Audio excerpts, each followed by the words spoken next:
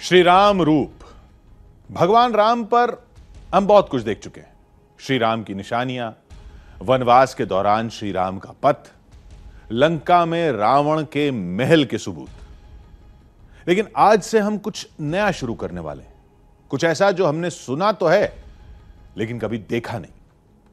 अगले 6 हफ्ते इसी दिन इसी वक्त हम श्री राम के अलग अलग रूप और उस रूप से जुड़ी कई कहानियां, कई तस्वीरें लेकर आपके सामने आएंगे। जैसे श्री राम का योद्धा रूप, वनवासी रूप, महाबली हनुमान जैसे भक्तों के गुरु का रूप, बाल रूप, श्री राम का शिव भक्त रूप और भगवान राम के राजा रामचंद्र बनने का रूप। इन कहानियों की तलाश में हमारी कई टीमें देश के अलग अलग हिस्सों में रवाना हुई। बहुत खोजना पड़ा, तगड़ी रिसर्च करनी पड़ी। आखिरकार हमारी कोशिश कामयाब हुई और उस कोशिश का पहला चरण लेकर आज हम आपके सामने हैं। श्री राम, श्री राम।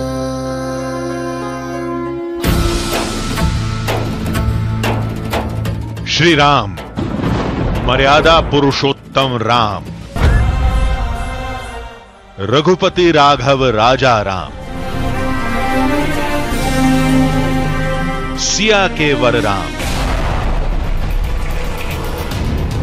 अयोध्या की पहचान राम, देश के अभिमान राम। यूं तो आपने श्री राम की तमाम कहानियां देखी, भारत और श्रीलंका में राम की कई निशानियां देखी, लेकिन अब कुछ नया सामने आएगा। न्यूज 18 इंडिया शुरू करने जा रहा है श्री राम की अब तक की सबसे बड़ी टीवी सीरीज।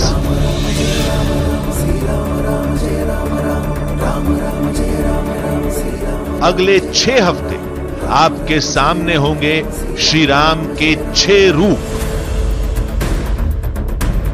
अयोध्या की गलियों में खेलते राम लला का रूप, जंगल में भटकते श्री राम का वनवासी रूप, राक्षसों का संहार करने वाले योद्धा का रूप, महादेव की आराधना करने वाले शिव भक्त का रूप, हनुमान और वानर सेना के साथ चलने वाले भक्तों के श्री राम का रूप और लंका जीतने के बाद राम राज्य की शुरुआत करने वाले राजा रामचंद्र का रूप। करीब 2 महीने लंबी पड़ताल, न्यूज 18 इंडिया के 3 रिपोर्टर और श्री राम की सबसे अलग, सबसे नई, सबसे हैरत अंगेज निशानी। देश के दुर्गम रास्तों पर चलकर, जंगलों में भटककर, नदियों और समंदर को चीरकर हम वो कहानियां, वो निशानियां, वो तस्वीरें खोज कर लाए हैं जो श्री राम पर आपकी आस्था को अटल बना देगी। श्री राम रूप की शुरुआत करते हैं भगवान के सबसे अद्भुत, सबसे पराक्रमी श्री राम के योद्धा रूप से। रामचरितमानस में लिखा है, भगवान राम ने भुजा उठाकर पृथ्वी के सभी राक्षसों के वध की प्रतिज्ञा ली थी। आज हम श्री राम की उस प्रतिज्ञा की एक अनदेखी निशानी आपके सामने लाने वाले हैं। यह कहानी जुड़ी है मारीच के वध से। मारीच जिसने रावण के कहने पर हिरण का भेष धारण किया था और सीता हरण की साजिश रची थी। यहीं से राम रावण युद्ध की नींव भी पड़ी थी। हमने बहुत रिसर्च की, तमाम जानकारों से बात की और पता चला कि छत्तीसगढ़ के जंगल में आज भी मारीच वध के कुछ निशान मौजूद हैं। कुछ आदिवासियों ने बताया कि दंडकारण्य के जंगल में एक गुफा है। उस गुफा से आगे मारीच के जीवाश्म दिखाई देते हैं, लेकिन किसी बाहरी शख्स के लिए वहां तक जाना, उसे तलाशना लगभग नामुमकिन है। फिर भी हम अपने सफर पर निकल पड़े।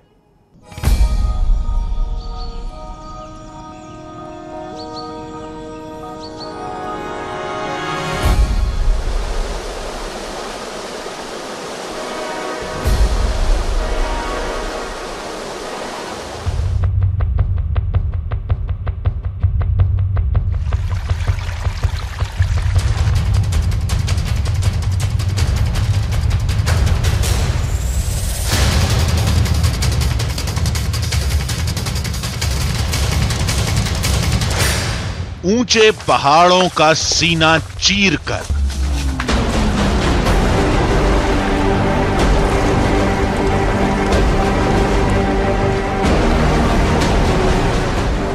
खतरनाक लहरों पर सवार होकर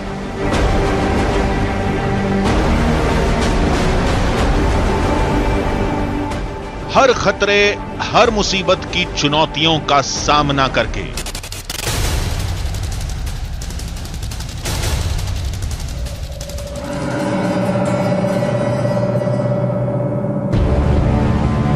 खूंखार जानवरों के बीच कई रात जंगल में गुजारते हुए आपको पता है ये लोग कहां जा रहे हैं, किसकी तलाश कर रहे हैं? मंजिल थी वो जगह जहां त्रेता युग में श्री राम ने मरीच का वध किया था। वो निशान जो श्री राम के योद्धा रूप का पहला सबूत है। श्री राम। जो घटना रामायण में इतनी अहम है उसके कुछ तो साक्ष्य होंगे, कोई तो निशानी होगी। उस जगह को लेकर हमारी टीम का कई दावों से सामना हुआ, कई निशानियों की पड़ताल की गई। फिर वो निशानी मिली छत्तीसगढ़ के दंडकारण्य में। कहते हैं कि पहाड़ से बहने वाले इसी झरने के नीचे आज भी मौजूद है युगों पुराने उस मारीच के जीवाश्म जो भगवान श्री राम के हाथों रामायण काल में मारा गया था।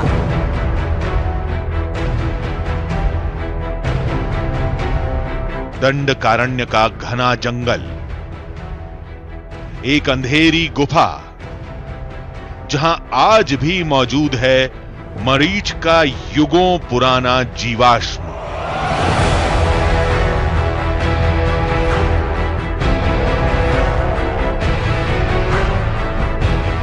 कड़ी मेहनत की, हिम्मत जुटाई, उस निशानी तक पहुंचने के लिए हमारी टीम ने जान की बाजी भी लगाई।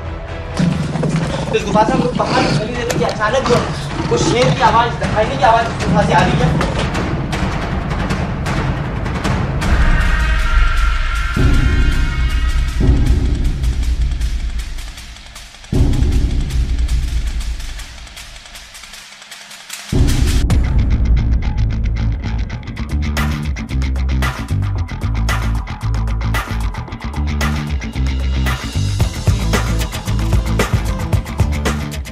रामायण से जुड़ी इस बड़ी खोज में चुनौतियों की कोई कमी नहीं थी। हमारे खोजी दल को पहले टाइगर रिजर्व एरिया से गुजरना था, फिर एक झरने की चढ़ाई करनी थी, कई पहाड़ों को पार करना था, उसके आगे बारिश से उफनाती नदियों से सामना, एक घना जंगल, फिर वो गुफा मिलने वाली थी जिसे वहां के आदिवासी मरीच की गुफा बताते हैं। कितना है मारिया मारिया? यहाँ से मारिया मारिया आपको 3 किलोमीटर पड़ेगा। ठीक है, आप अपने गाड़ी का हॉर्न प्लस कांच प्लस गेट बिल्कुल नहीं खोलेंगे आप।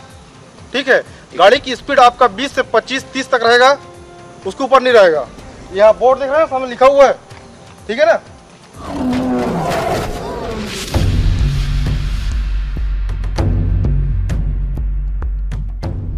बाघों का इलाका शुरू होते ही खतरे से आगाह कर दिया गया, लेकिन जंगल में कोई कानून नहीं चलता।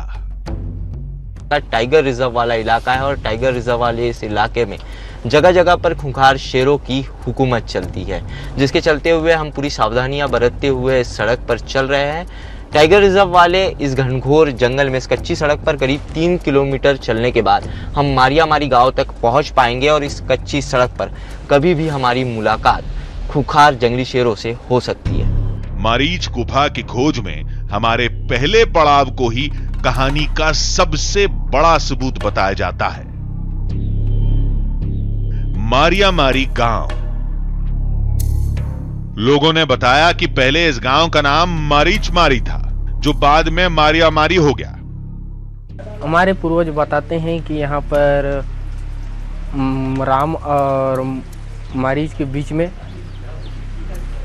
राम और मारीच के बीच में लड़ाई हुआ। मारीच को राम ने मारा था, उसी का हड्डी यहाँ पर है। उसी मारीच के मरने से हमारे गांव का नाम भी मारिया मारी नाम पड़ा। रिश्ते में रावण का मामा लगने वाला मरीच एक मायावी राक्षस था। वो भेष बदलने में माहिर था। गांव वालों ने बताया, मरीच को जहां श्री राम का तीर लगा था वो जगह अभी कोसों दूर है। वहां के पत्थरों में आज भी मरीच के जीवाश्म के अंश मिलते हैं। पास में ही मरीच की गुफा भी है। भगवान राम ने वो हमारे एरिया के हिसाब से डोहला से मारा था, फूल बांध से मारा था, और वो मारी यहाँ आकर गिरा है। और उसका जो हड्डी है वहाँ पहाड़ी में है हड्डी। वो आज भी वहाँ बरसात आने पर वो बदबू करता है, सेंट आता है। हम लोग जैसे मारीच की गुफा में जाने का प्रयास करेंगे सर, तो बता दूं, हम तो वहां तक गए हैं, लेकिन अंदर आज तक गुफा के अंदर घुसने का हिम्मत हमारा नहीं हुआ है। उसके पास समीप निश्चित गए हैं हम, लेकिन उसके गुफा से पहले फिर खतरनाक है सर। वो इलाका इतना खतरनाक है कि वहां पहुंचना 2-4 लोगों के बस की बात नहीं, एक पूरी टीम ले जानी पड़ेगी। रामायणकालीन साक्ष्यों तक पहुंचने के लिए हमारे सफर की शुरुआत इसी मारिया मारी गांव से शुरू होती है। और इस मारिया मारी गांव से निकलने के बाद दंडकारण्य के बीहड़ जंगल में हमें करीब 2 से 3 दिनों का खतरनाक और हैरत अंगेज सफर तय करना होगा। दिमाग में कई सवाल थे। क्या वाकई उसी जगह श्री राम ने मरीच का वध किया था? रामायण 7000 साल से भी पुरानी है। क्या आज भी वहां किसी हिरण का जीवाश्म होगा? अगर कोई जीवाश्म मिल भी गया तो यह कैसे साबित होगा कि वो मरीच का ही है?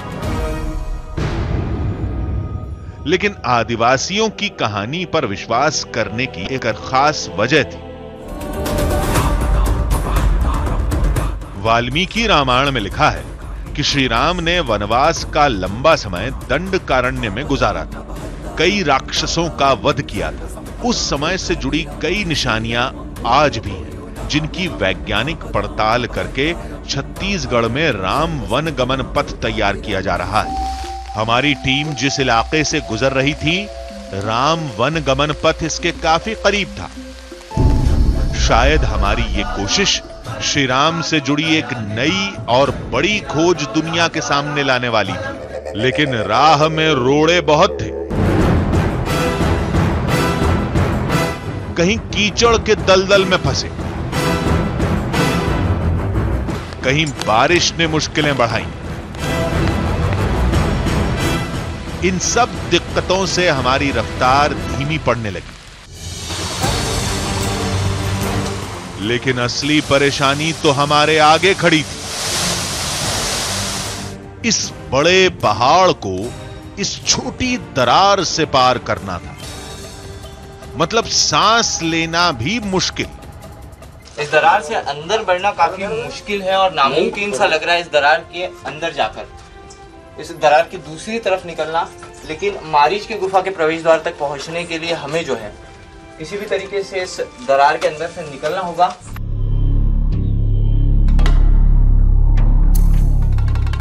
थोड़ा फंसकर, थोड़ा घसीटकर, किसी तरह एक एक इंच सरक कर, किसी तरह हम उस दरार से निकलने में कामयाब रहे।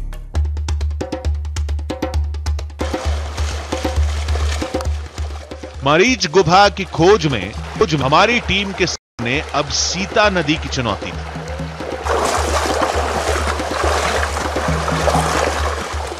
नदी अपने उफान पर थी और झरना अपने शबाब पर था।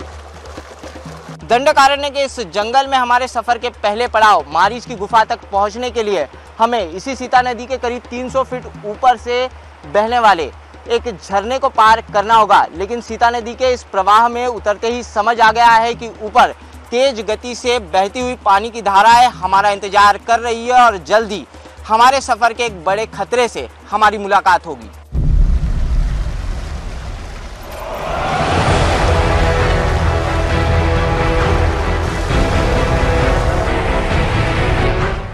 पानी की तेज धार और नीचे चट्टानों की फिसलन अब तो एक दूसरे का ही सहारा था। नदी की तेज धार सबको बहा ले जाने पर आमादा थी। डंडे से गहराई का अंदाजा लेकर एक एक कदम बढ़ाना पड़ा।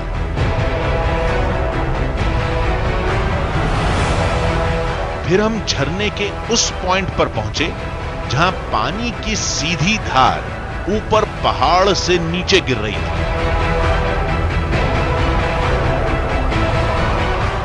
यह सीता नदी के इस झरने का अंतिम छोर और इस झरने का विशालकाय रूप। इस झरने से बहने वाली इस तेज जलधारा को देखकर अंदाजा लगाया जा सकता है कि अभी तक हमने झरने में जिस जल प्रवाह को पार किया है उसकी तुलना में पानी की ये तेज धारा है 100 गुना से भी ज्यादा शक्तिशाली है। अभी तक हम लोग इस जलधारा के मुख्य प्रवाह में नहीं पहुंचे, लेकिन उसके बावजूद यहीं पर हमें पानी का तेज बहाव अपने पैर टिकाने नहीं दे रहा है। मुश्किल बड़ी थी, लेकिन इतनी भी नहीं कि हमारी टीम का रास्ता रोक ले।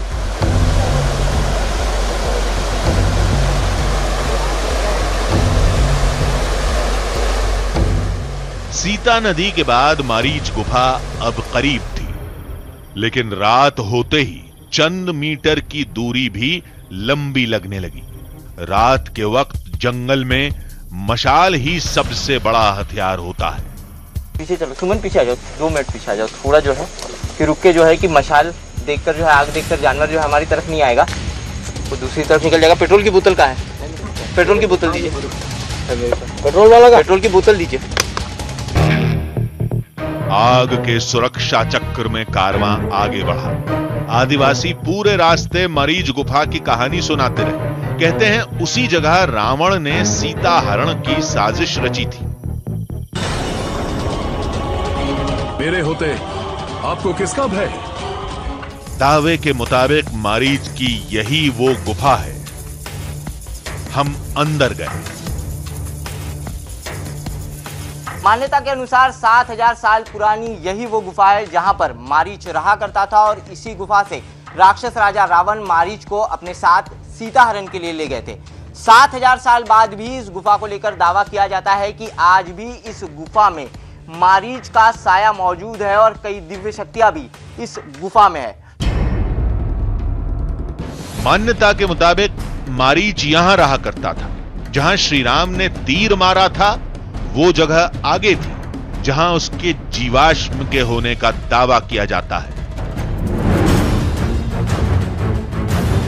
इस गुफा में आने का मकसद श्री राम से जुड़ी एक नई खोज को अंजाम देना था। शायद कोई निशानी भी मिल जाए। तभी इस रहस्यमयी गुफा ने खतरे के संकेत देने शुरू किए। रुको। क्या हुआ? यहाँ कुछ जानवर का हड्डियाँ दिखाई दे रही है, बहुत सारा हड्डियाँ है यहाँ। आइए देखते हैं, जल्दी आइए। इस गुफा के अंदर हमें किसी जानवर की हड्डियाँ मिली है। शेर या तेंदुए जैसे किसी जानवर ने किसी बड़े जानवर का शिकार किया है और यहाँ लाकर उस जानवर को खाया है, जिसके बाद ये हड्डियाँ यहाँ पर बची हुई है। ये हड्डियाँ सबूत है कि इस गुफा में शेर और तेंदुए जैसे खतरनाक जंगली जानवर रहते हैं और यही उनका डेरा होता है। इसके बाद हमारी टीम को यह गुफा छोड़ देनी चाहिए थी,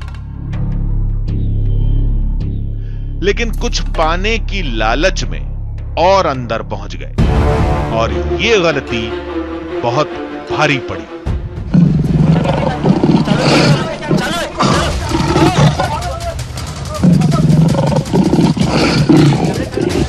तंग गुफा में तेज भागें भी तो कैसे? चलो। अंधेरे में केवल कैमरे की लाइट का सहारा था। और तभी आगे कुंदा कैमरा चालू कर देना। चलो चलो चलो कैमरा चालू कर देना। इस गुफा से हम लोग जो है बाहर निकल रहे थे कि अचानक शेर के दहाड़ने की आवाज आ रही है गुफा से। कुंदा कैमरा चालू, कैमरे की लाइट क्यों बंद हो गई? कैमरे की लाइट क्यों बंद हो गई? लाइट चालू, कैमरे की लाइट क्यों बंद हो गई?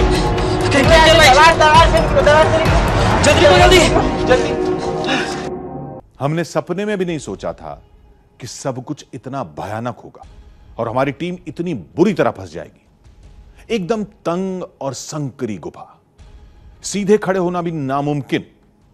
रोशनी के नाम पर सिर्फ कैमरे की लाइट, वो भी अचानक बंद हो गई क्योंकि एक जंगली जानवर हमारी टीम के पीछे दौड़ पड़ा था। फिर क्या हुआ? फिर वही हुआ जो हम ठान कर आए थे।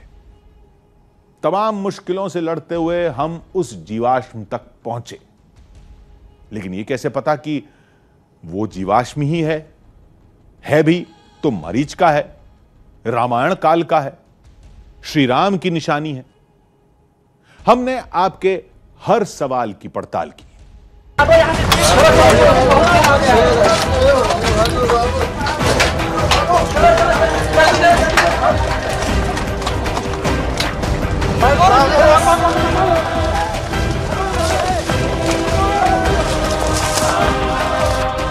गुफा में जंगली जानवर की आहट पाकर हमारी टीम बाहर भागी। तब तक सुबह हो चुकी थी। रोशनी देखकर जान में जान आई। सब लोग आ गए ना? कोई बचत नहीं है? सब देखो देखो देखो, और सब आगे सब पहुंच गए।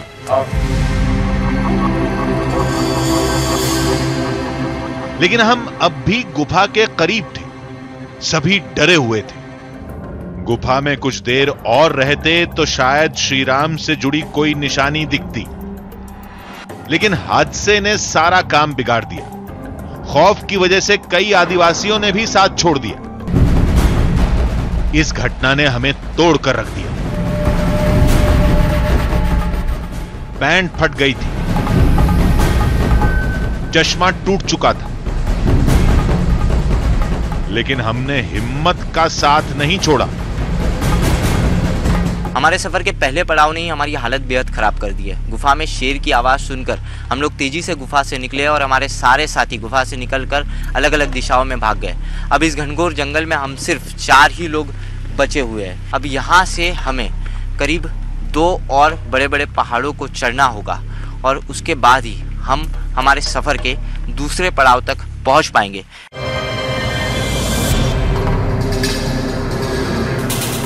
जंगल से जूझना होगा, जूझेंगे। मुसीबतों से लड़ना होगा, लड़ेंगे। हिम्मत जुटाएंगे, हर खतरे का सामना करेंगे, लेकिन रामायण की उस युगों पुरानी निशानी को खोज कर ही दम लेंगे, जहां श्री राम का तीर लगने के बाद मारीच ने दम तोड़ा था। फिर रावण ने सीता का हरण किया,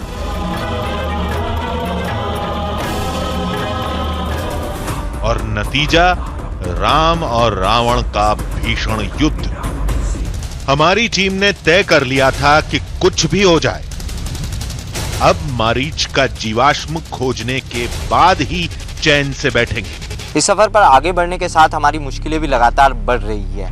मारीच के जीवाश्म तक हमें पहुंचने के लिए हमें इस तरीके की पथरीले चट्टानों वाले कई पहाड़ों को चढ़ना होगा, लेकिन लगातार हो रही बारिश की वजह से इन चट्टानों पर काफ़ी फिसलन है। जैसे ही हम लोग इन चट्टानों पर आगे बढ़ने के लिए हमारा पैर बढ़ाते हैं, वैसे ही हमारा पैर नीचे की तरफ स्लिप हो जाता है। काफ़ी फिसलन यहाँ पर है और पैर जमाना इन चट्टानों पर काफ़ी मुश्किल है, जिसके चलते हुए हमें इन चट्टानों पर बेहद ही सावधानी पूर्वक बढ़ना होगा। ऐसी जगहों को देखना होगा जहाँ पर बिल्कुल भी फिसलन न हो, जहाँ पर बिल्कुल भी काई जमी न हो, और ऐसी ही जगहों को ढूंढते हुए हमें इन चट्टानों पर आगे बढ़ना होगा, क्योंकि यहाँ पर गलती की कोई गुंजाइश नहीं है। इन चट्टानों पर आपकी एक गलती और उसका नुकसान आपके शरीर को जीवन भर उठाना पड़ सकता है। बारिश में पहाड़ों की चढ़ाई जान देने के बराबर है, लेकिन हमने ये खतरा उठाया। आदिवासियों ने भी पूरा साथ दिया। धीरे धीरे रास्ता दुर्गम होता जा रहा था। कीचड़ में फंसे, नदियों ने रास्ता रोका, कई बार गिरे, चोट भी लगी, लेकिन हमारी टीम मारीच के जीवाश्म की तलाश में बढ़ती रही। जल्द ही हमारी मेहनत रंग लाने वाली थी।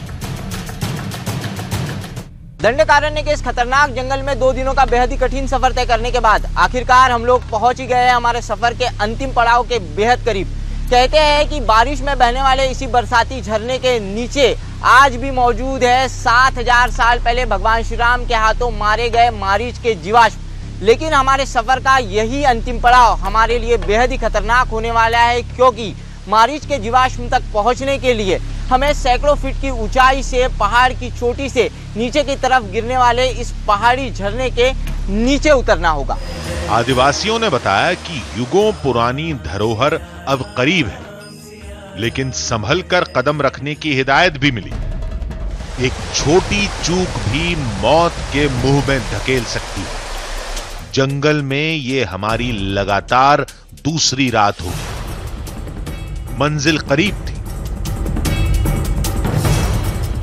तभी एक आदिवासी ने इशारा किया।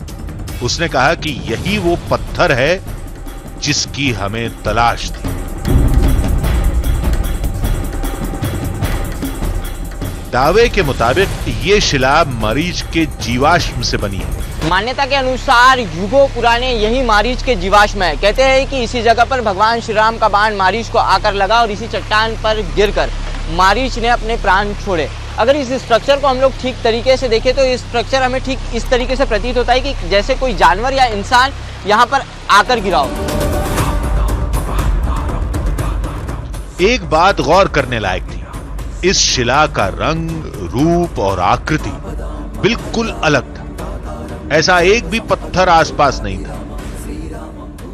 इस पत्थर की बनावट को, इस स्ट्रक्चर की बनावट को, इस चट्टान की बनावट को अगर देखा जाए तो इस चट्टान की बनावट आसपास के पत्थरों से बिल्कुल अलग है।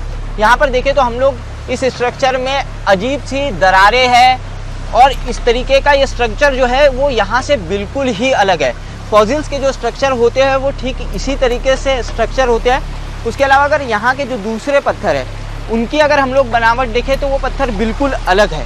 ये देखिए, ये जो चट्टान है, ये जो पत्थर है, ये बिल्कुल ही उस स्ट्रक्चर से अलग पत्थर है। क्या ये वाकई 7000 साल पुरानी रामायण की निशानी है?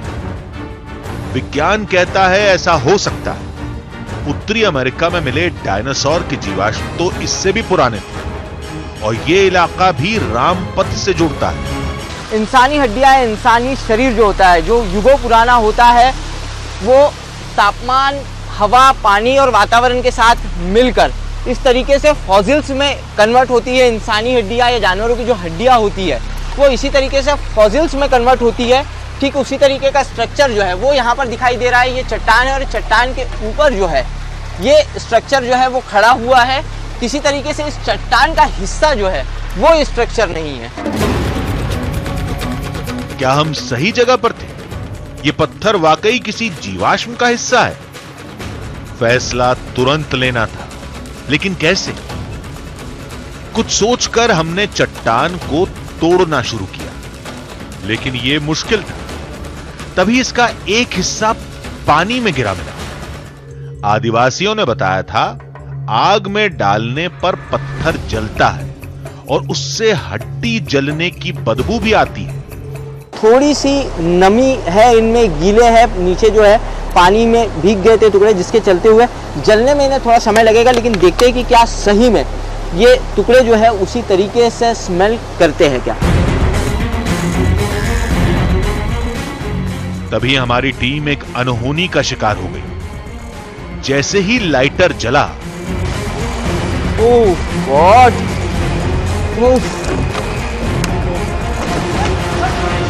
आग चारों तरफ फैल गई। रुको रुको, फटेगा वो, फटे। हमारी टीम का एक सदस्य जलने से बचा। हम लोग जीवाश्म के टुकड़ों को जलाने के लिए हम लोग लकड़ियों पर हम लोगों ने पेट्रोल छिड़का और उसमें हम लोगों ने आग लगाई। लेकिन अचानक जो है कि पेट्रोल जो है तेजी से भभक उठा और पेट्रोल की जो बोतल थी उसमें भी आग लग गई। कुछ देर बाद आग बुझ गई। फिर जो दिखा वो चौंकाने वाला था। पत्थर का एक छोटा हिस्सा आग से गल चुका था। अगर ये पत्थर होता तो इसकी ऐसी हालत नहीं होती। यानी पत्थर में किसी जीवाश्म के होने के चांस हैं। हड्डी के जलने जैसी बदबू भी आ रही थी। अब यह पता करना था कि शिला कितनी पुरानी है। इस स्ट्रक्चर को हम लोग रायपुर ले जाएंगे और वहीं जांच करेंगे कि क्या सही में इस स्ट्रक्चर से हड्डियों की तरह स्मेल आती है और क्या सही में ये फॉसिल्स के ही टुकड़े हैं। पुरातत्वविद भी किसी पौराणिक निशानी की पहचान ऐसे ही करते हैं। हम भी वही कर रहे थे। और ये तो श्रीराम से जुड़े एक नए साक्ष्य का मामला था। रायपुर में पुरातत्व के जानकार चुटकियों में बता देंगे कि ये शिला कितनी पुरानी है।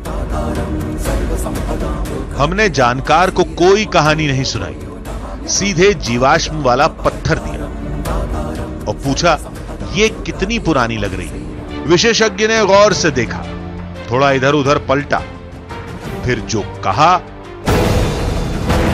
वो हैरान करने वाला था। तो ये जो आपने ये जो जीवाश्म जो बोल रहे हैं उसके टुकड़े लेके आए हैं और इस जीवाश्म के टुकड़े को देखने से और इसके उससे तो लग तो रहा है कि किसी जीवाश्म के टुकड़े हैं, ऐसा प्रतीत हो रहे हैं। लेकिन हम अंतिम रूप से हम ये निष्कर्ष पे नहीं पहुंच सकते हैं कि ये जीवाश्म ही हैं। मतलब दंडकारण्य के जंगल में पड़ी वो बड़ी शिला युगों पुरानी है और इसमें जीवाश्म का हिस्सा भी मिला है। यानी आदिवासियों का दावा सच के काफी करीब था।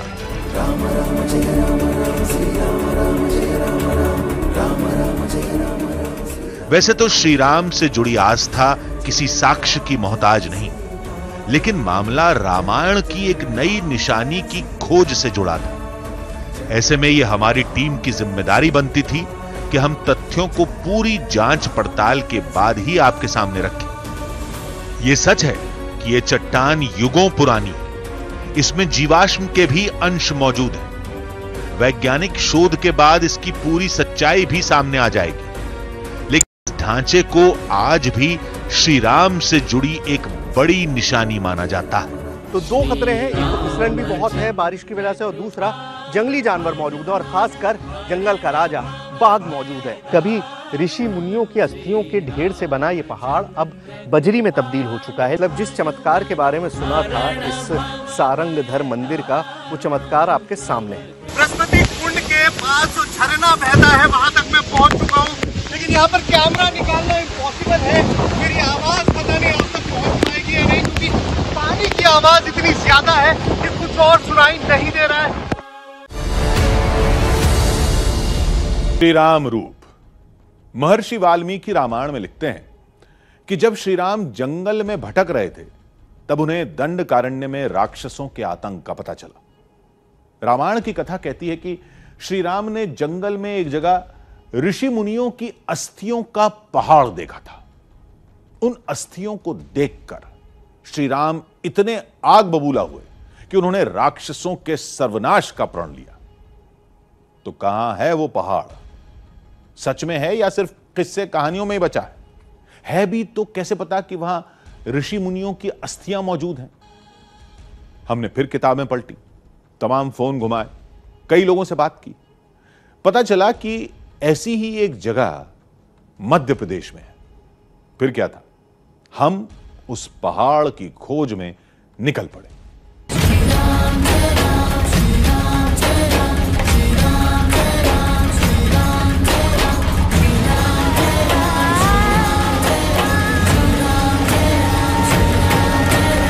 श्री राम का अवतार ही रावण के सर्वनाश के लिए हुआ था, लेकिन वाल्मीकि रामायण के चंद पन्नों पर एक अहम घटना का जिक्र मिलता है, जिसके बाद श्री राम वनवासी से योद्धा बन गए। भगवान राम के धनुष की टंकार से राक्षस कांप उठे थे।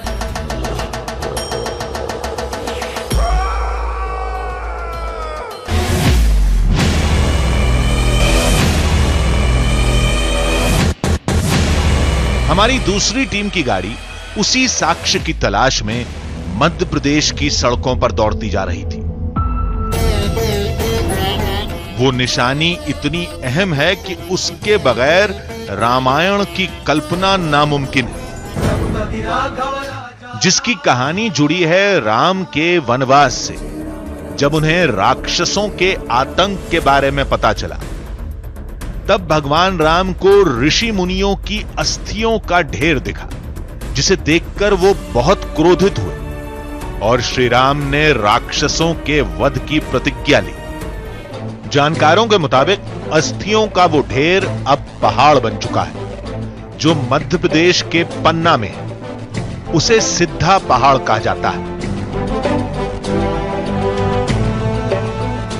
तो फाइनली पहला क्लू मिल गया है मुझको सिद्धा पहाड़ का। काफी देर से तलाश रहा था। ये बोर्ड मिला है जिस पे लिखा है कि सिद्ध पहाड़ यहाँ से 7 किलोमीटर दूर है। लेकिन इस क्लू के साथ साथ एक खतरा भी दिखाई दे गया है। खतरा क्या है वो भी मैं आपको बता दूं। ये पन्ना टाइगर रिजर्व का एरिया है, उसके आसपास के जंगल हैं और पन्ना टाइगर रिजर्व के जो बाघ हैं, जो टाइगर हैं, वो इन जंगलों में भी घूमते फिरते हैं, विचरते रहते हैं। इसीलिए जो फॉरेस्ट डिपार्टमेंट है उसने यहाँ पर एक बोर्ड लगाया हुआ है जिस पे साफ साफ लिखा है कि यहाँ पर वन प्राणी विचरण क्षेत्र है। मतलब जंगली जानवर इन जंगलों में और आसपास के एरियो में घूमते रहते हैं। तो निहायत ही खतरनाक हो सकता है जब आप पैदल चल के जाएंगे, क्योंकि मुझे पता ये चला है कि सिद्ध पर्वत तक जाने के लिए पैदल रास्ता है कई किलोमीटर का। तो पैदल जब आप चलेंगे और जंगली जानवर जहाँ मौजूद हों वहाँ पर घूमना बहुत खतरनाक होता है। तो 2 खतरे हैं, एक तो फिसलन भी बहुत है बारिश की वजह से, और दूसरा जंगली जानवर मौजूद है और खासकर जंगल का राजा बाघ मौजूद है।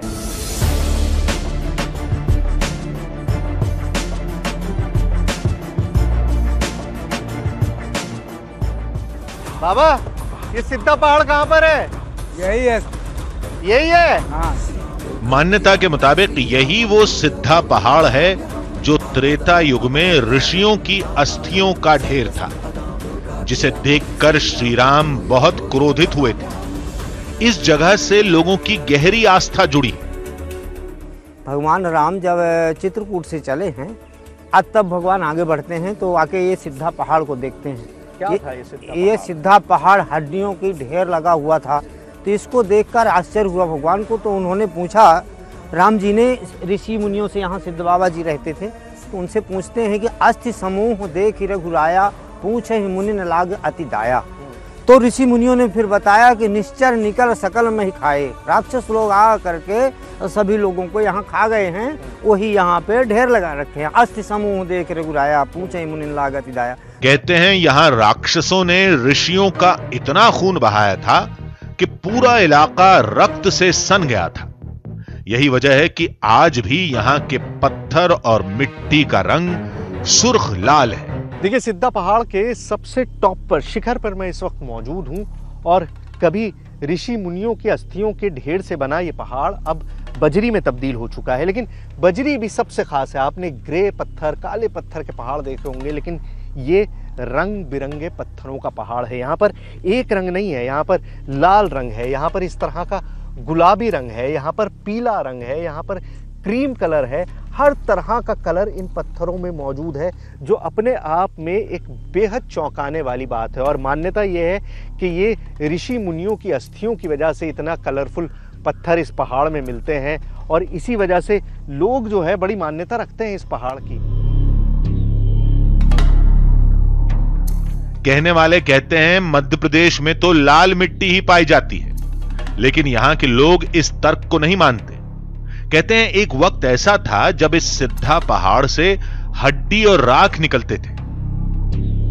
मैं पूछ ये रहा हूँ कि ये सिद्धा पहाड़ का ये पत्थर और ये सारी जो मिट्टी है ये लाल क्यों है? क्योंकि ये अस्थियों का ढेर है इसलिए लाल है ये? अब ऐसा ही हो सकता है। क्या? अब अस्थियों का ढेर तो है ही है, तो वो अभी गल करके वो करके पहले खुदाई लोग करते थे तो हड्डियाँ निकलती थी, राख भी मिलती थी। राख मिलती थी यहाँ पर? अच्छा। पहले दावे पर यकीन नहीं करने वालों के लिए यहां एक और निशानी है, श्री राम के चरणों के प्रतीक चिन्ह, जो बताते हैं कि इस जगह पर कभी श्री राम के कदम पड़े थे। ये जो पांव के निशान आप देख रहे हैं, ये मान्यता है कि भगवान राम के हैं। लिखा हुआ है कि वनगमन के वक्त भगवान राम यहाँ पर आए थे और तब उनके पाँव के निशान यहाँ पर पड़े थे और उन निशानों को आज तक सहेज के रखा गया है इस सिद्धा पहाड़ पे। तो सिद्धा पहाड़ पे लाल बजरी मौजूद है जो मुनियों के, ऋषि मुनियों के खून से लाल हुई थी। सिद्धा पहाड़ पे भगवान राम के पैरों के निशान मौजूद हैं। लेकिन आसपास जितने भी राक्षस थे वो सब खत्म हो चुके हैं। आबादी चारों तरफ है। कभी ये पूरा जंगल हुआ करता था, लेकिन अब चारों तरफ आबादी है और उसके बीचों बीच ये निशान है जो ये बताते हैं कि भगवान राम कभी न कभी यहाँ से गुजरे थे।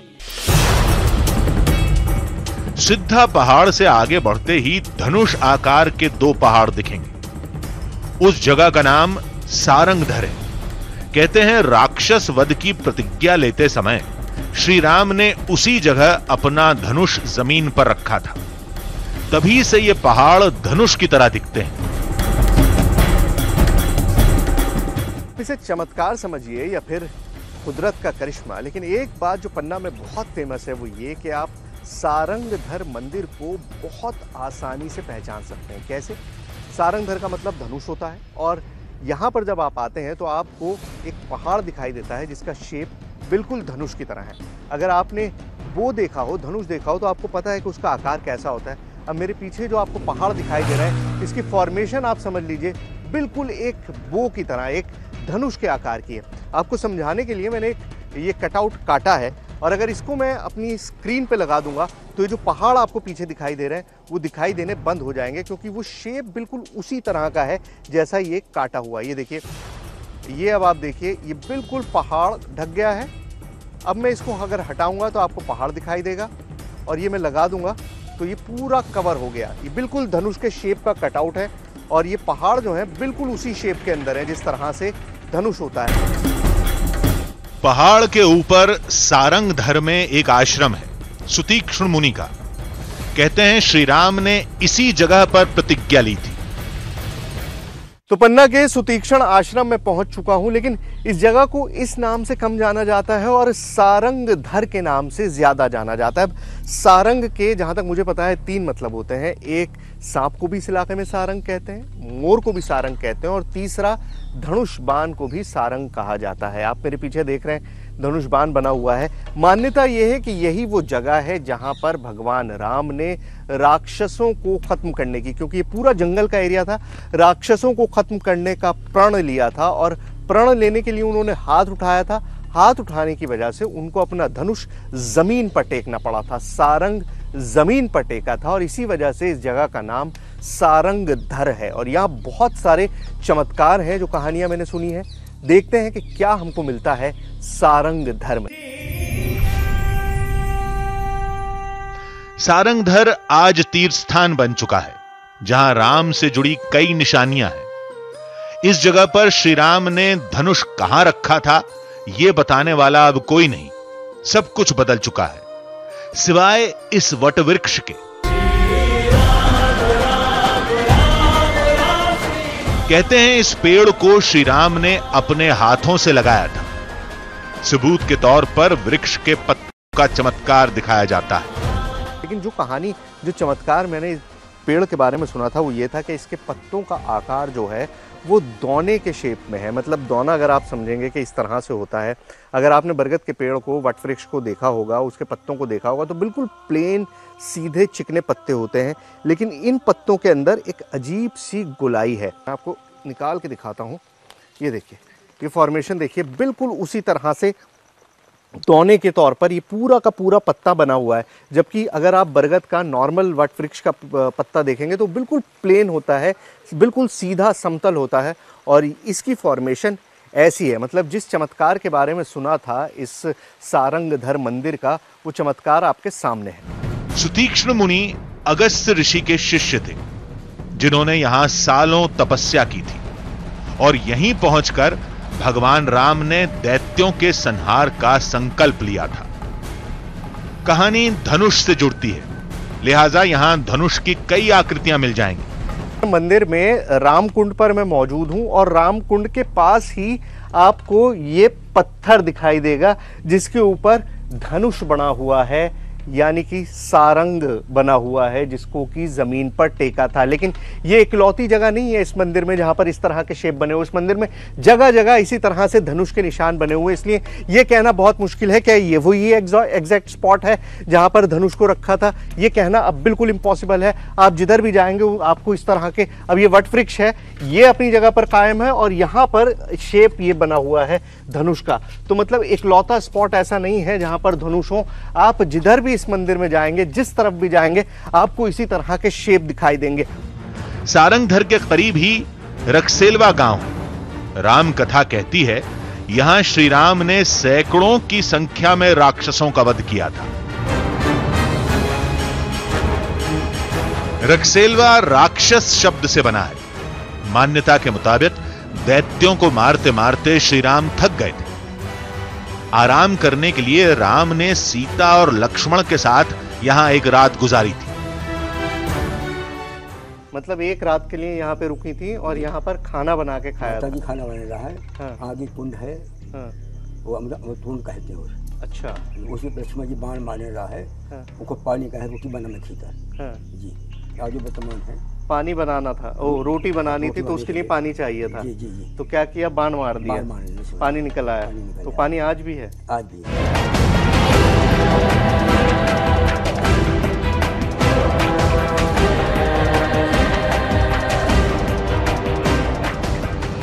हिंदुस्तान के जिस कोने में भी आप जाएंगे, जी जी, अगर एक रात के लिए भी भगवान राम वहाँ पर आए हैं जी, तो लोगों ने वहाँ पर उनके जो निशान हैं वो बाकी रखे हैं। बहुत लंबा वक्त बीत गया, हज़ारों साल बीत चुके हैं, लेकिन उन हज़ारों साल बीतने के बावजूद वो जो याददाश्त थी वो कहीं गायब नहीं हुई है। ऐसा नहीं हो गया है कि वो सब कुछ मिट गया है, वो सारी चीज़ें बरकरार हैं।